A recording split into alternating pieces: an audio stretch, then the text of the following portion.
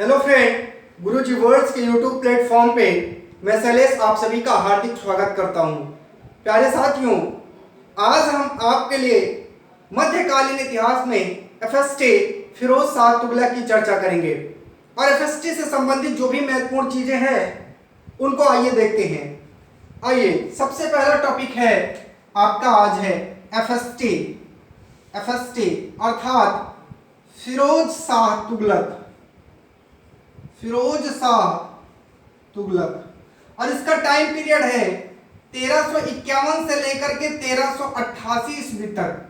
जो एफएसटी है यह इसका कार्यकाल माना जाता है। ठीक है प्यारे साथियों, आइए एफएसटी से संबंधित कुछ महत्वपूर्ण चीजों को देखते हुए चलते हैं। इसकी माँ जो है इसकी हिंदू थी और इसके पिता का नाम मिलता है रज्जक। ये जो रज्जक था ये जीटी का छोटा भाई था, गयासुद्दीन तुगलक का छोटा भाई कहा जाता है। इसके बचपन के नाम की अगर मैं आपसे चर्चा करता हूं, कमालुद्दीन फिरोज ये बचपन का नाम है। और इसके उपाधियों की चर्चा अगर हम आपसे करते हैं तो जान लो कौन कौन सी उपाधियां हैं। ठीक है, सबसे पहले दिल्ली सल्तनत का जो है आदर्श सुल्तान, दिल्ली सल्तनत का आदर्श सुल्तान इसको बर्नी कहता है और दिल्ली सल्तनत का अकबर इसको इलियट और एल्फिंस्टन कहता है। इलियट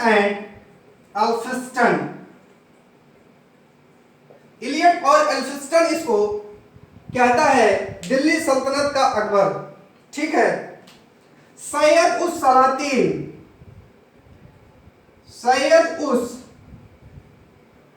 सलातीन जो है वो इसको कहता है खलीफा ने इसको सैयद उस सलातीन कहा है।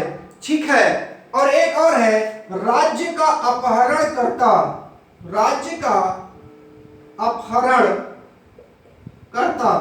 ये बुलजले ने कहा है। बुलजले ने इसको राज्य के अपहरणकर्ता के जो है संज्ञा दी है।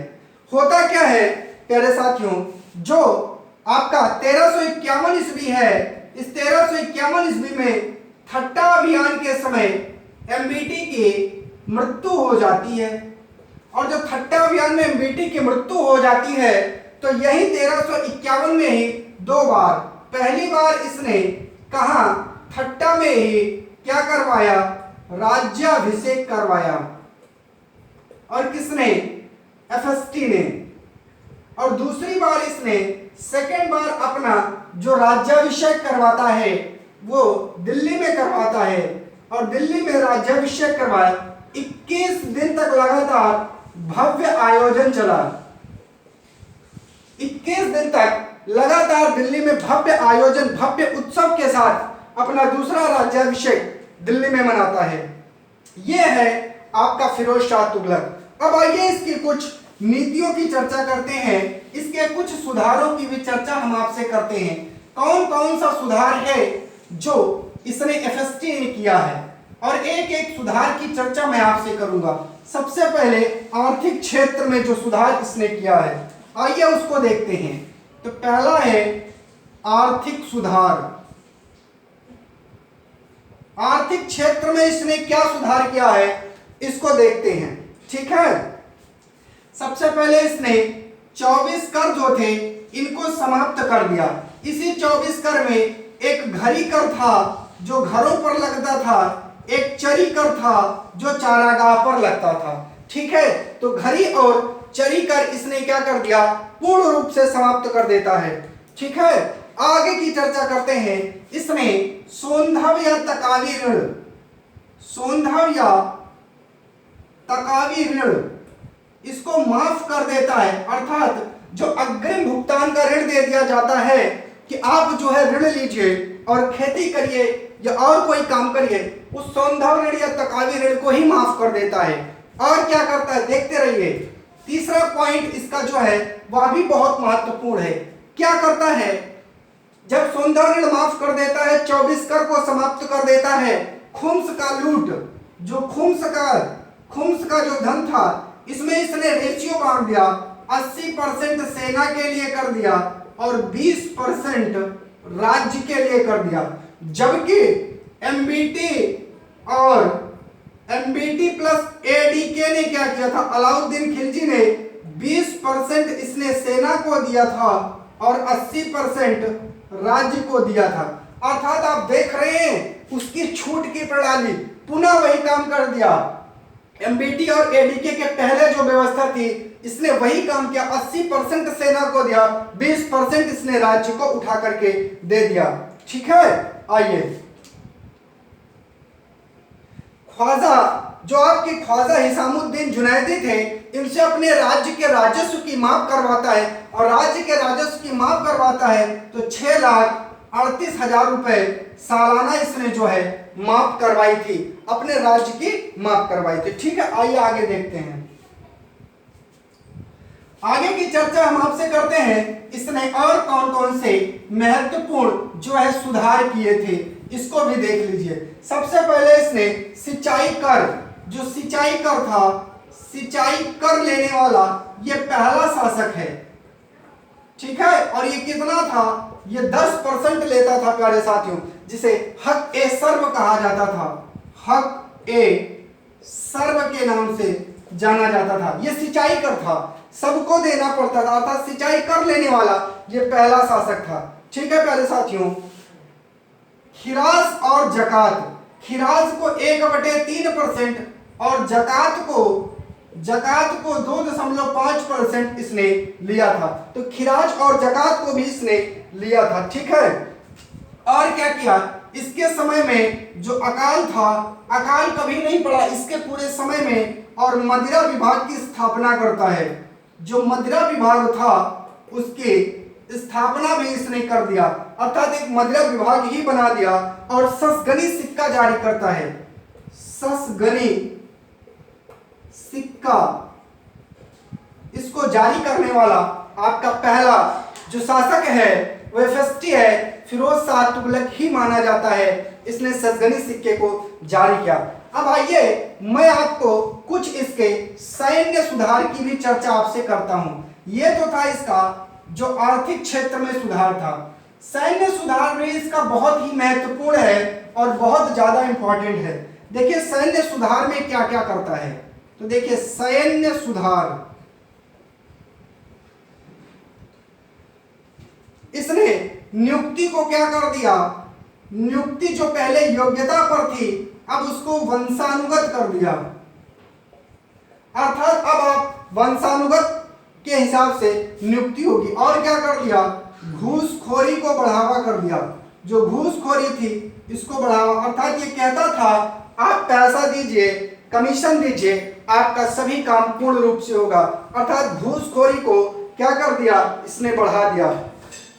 और इसने एक काम कर दिया, युद्ध में अगर कोई सैनिक नहीं पहुंच पाता है तो उस सैनिक की जगह पर उसके पिता, भाई, दामाद कोई भी जा सकते हैं। और इसने दाग और हुरिया प्रथा को कम समाप्त तो नहीं किया लेकिन उसमें ढील जरूर दे दी, अर्थात यह इसके सैन्य सुधार के महत्वपूर्ण बिंदु थे।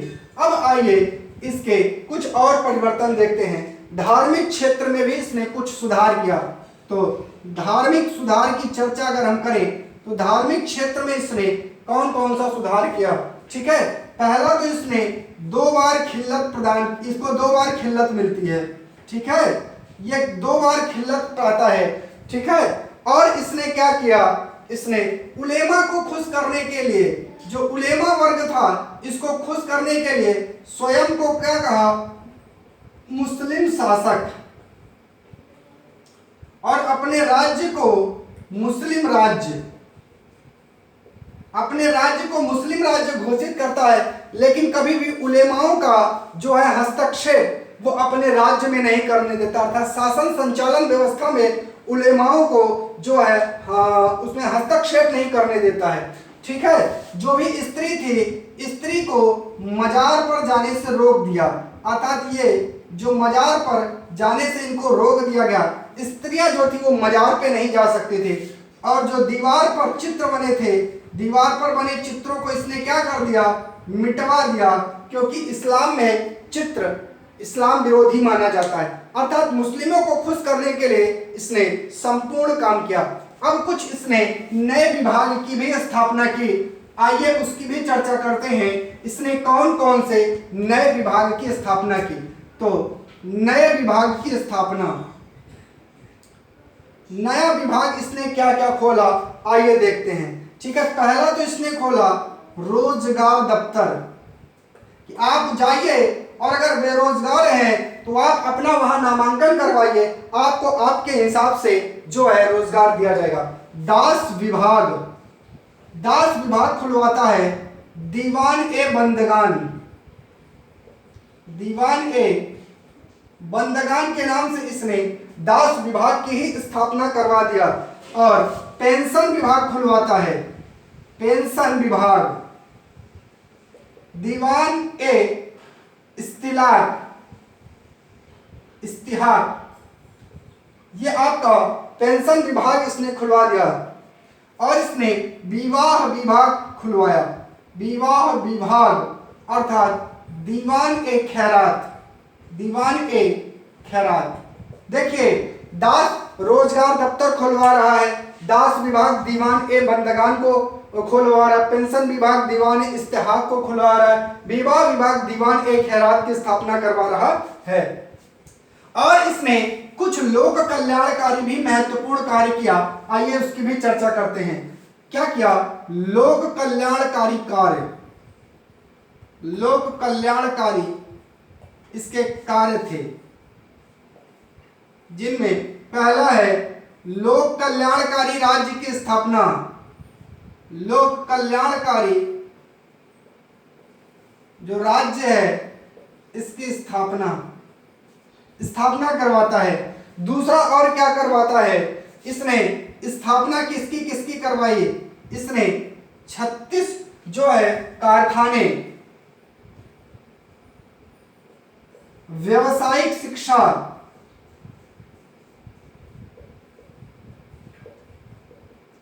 व्यावसायिक शिक्षा करवाता है, 40 मस्जिद, 200 नगर, 100 सराय, 100 अस्पताल, 100 सराय, 100 अस्पताल, 100 अस्पताल और 150 पुल का निर्माण। अर्थात 36 कारखाने बनवाता है, व्यावसायिक शिक्षा को लागू करता है, 40 मस्जिद, 200 नगर, 100 सराय, 100 अस्पताल और 150 पुल का भी निर्माण करवाता है। और शिकायत दूर करने के लिए दीवान ए इस्तेहाक, दीवान ए रिसालत, दीवान ए रिसालत किस लिए? शिकायत दूर करने के लिए। अगर आपसे कोई शिकायत है, जनता की कोई समस्या है, तो उसको दूर करने के लिए भी इसने बहुत ही महत्वपूर्ण काम करवाए, जिसमें था दीवान ए रिसालत, अर्थात ये शिकायत दूर करने का विभाग माना जाता था। आइए कुछ और महत्वपूर्ण बिंदुओं की चर्चा कर लेते हैं, इससे संबंधित जो महत्वपूर्ण बिंदु हैं। इसके बाद जो अगला टॉपिक आता है वो आता है इसका अभियान, जिसमें इसका सबसे पहला है बंगाल अभियान। बंगाल अभियान क्या करता है? 2 बार करता है बंगाल अभियान, और 2 बार पहला जो करता है वो कब करता है? 1353 में और दूसरा 1359 में। उस समय शासक था हाजी इलियास शाह, हाजी इलियास शाह। यह पहली बार था, और दूसरी बार था सिकंदर शाह। हाजी इलियास शाह को कुष्ठ रोग हो गया था, और ये अपने कुष्ठ रोग का इलाज करवाने के लिए जो है कहा जाता है, जो है सैयद सलार गाजी की दरगाह पर जाता है और एफएसटी को बताता नहीं है। जब यह बात एफएसटी को पता चलती है कि हाजी इलियास शाह सैयद सलार गाजी की दरगाह पे गया है अपने कुष्ठ रोग का इलाज करवाने के लिए बिना बताए इससे एफएसटी नाराज हो जाता है और अभियान करता है। इसने अपने आप को एक दाला के किले में सुरक्षित कर लिया था और वहीं पर बच गया था। दोबारा 1359 में सिकंदर शाह के विरुद्ध एफएसटी ने अभियान किया, उसने अपने आप को भी एक दाला के किले में सुरक्षित कर लिया। इस प्रकार दोनों अभियान से ये बच जाते हैं।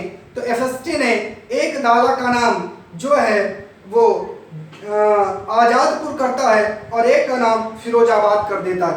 ऐसा दो दाला का नाम बदलता है और लौटते समय जहां एमबीटी की याद में उसने जौनपुर की स्थापना करता था, जौनपुर की स्थापना करता एमबीटी की याद में, और फतेह खां अपने बेटों को वहां का शासक नियुक्त करता है, वहां का उत्तराधिकारी नियुक्त करता है। अब इसके कुछ अभियान हैं, उन अभियानों को देख लेते हैं। जैसे इसका है उड़ीसा और नगरकोट, उड़ीसा,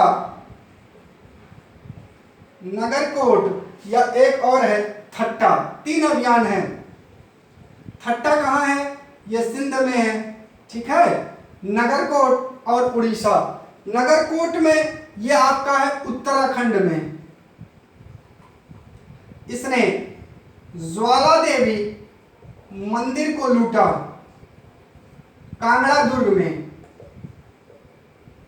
कांगड़ा दुर्ग ज्वालामुखी मंदिर को लूटा। और उड़ीसा में इसने जो किया, इसी को जॉर्ज नगर भी कहते हैं, जॉर्ज नगर का अभियान। और उड़ीसा में इसका जो अभियान था ये था 1360 में, ये था 1361 में और ये था 1362 में, ठीक है।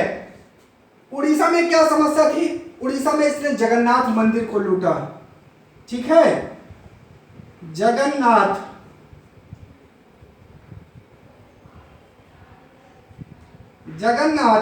जो मंदिर था, इस मंदिर को लूट लिया। नगरकोट कांगड़ा दुर्ग में उत्तराखंड में ज्वाला देवी मंदिर को लूट लेता है। और ये 1362 में थट्टा में अर्थात सिंध में ये इसका अंतिम अभियान था, ये इसका अंतिम अभियान माना जाता है प्यारे साथियों।